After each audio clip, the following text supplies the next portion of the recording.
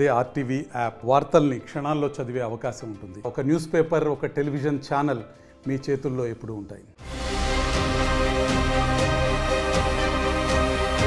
కేంద్రంలో మూడోసారి ఎన్డీఏ ప్రభుత్వం కొలువుదేరబోతోంది. ప్రధానిగా మోదీ హ్యాట్రిక్ కొట్టారు. ఇటు తెలంగాణలో అధికారంలో ఉన్న కాంగ్రెస్ కు ధీటుగా 8 స్థానాల్లో జయకేతనం ఎగురవేసింది బీజేపీ. అయితే తెలంగాణలో ఈసారి ఓటర్లు విలక్షణ తీర్పునిచ్చారు.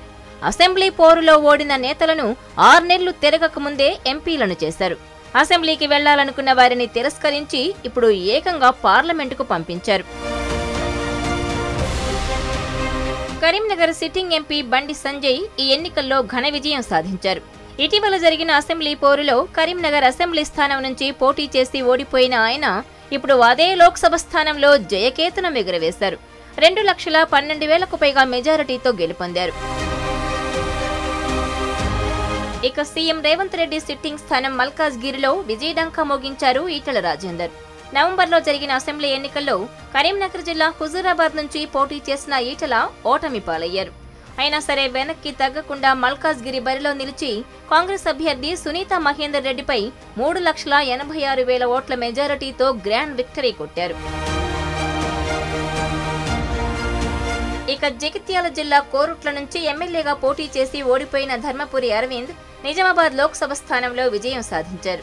కాంగ్రెస్ సీనియర్ నేత జీవన్ రెడ్డిపై 1,13,000కు పైగా ఓట్ల మెజారిటీతో గెలుపొందారు. ఇక దుబ్బాక నుంచి ఎమ్మెల్యేగా పోటీ చేసి ఓడిపోయిన రఘునందన్ రావు మెదక్ లోక్సభ స్థానంలో గెలుపొందారు. బీఆర్ఎస్ కాంగ్రెస్ అభ్యర్థులను ధీటుగా ఎదుర్కొని మెదక్ గడ్డపై 25 ఏళ్ల తర్వాత బీజేపీ జెండా రెపరెపలాడించారు. ఈ నలుగురు బీజేపీ నేతలు అధికారంలో ఉన్న కాంగ్రెస్ ను ధీటుగా ఎదుర్కొని నిలబడ్డారు. ప్రధాని మోదీ క్రేజ్ కు తోడు కేంద్రంలో అధికారంలోకి వచ్చే పార్టీని గెలిపిస్తే రాష్ట్రం అభివృద్ధి చెందుతుందని ఓటర్లకు వివరించడంలో సక్సెస్ అయ్యారు. ఎమ్మెల్యేలుగా ఓడిపోయిన లోక్సభ వార్లో ఎంపీలుగా గెలిచి సత్తా చాటారు. ఈ నేపథ్యంలో వీరిలో ఎవరికి కేంద్ర మంత్రి పదవి దక్కుతుందనేది హాట్ టాపిక్ గా మారింది. మరిన్ని వీడియోస్ కోసం ఛానల్ ని సబ్స్క్రైబ్ చేయండి. లేటెస్ట్ అప్డేట్స్ కోసం వాట్సాప్ ఛానల్ ని ఫాలో చేయండి. అండ్ లింక్ డిస్క్రిప్షన్ లో ఉంది.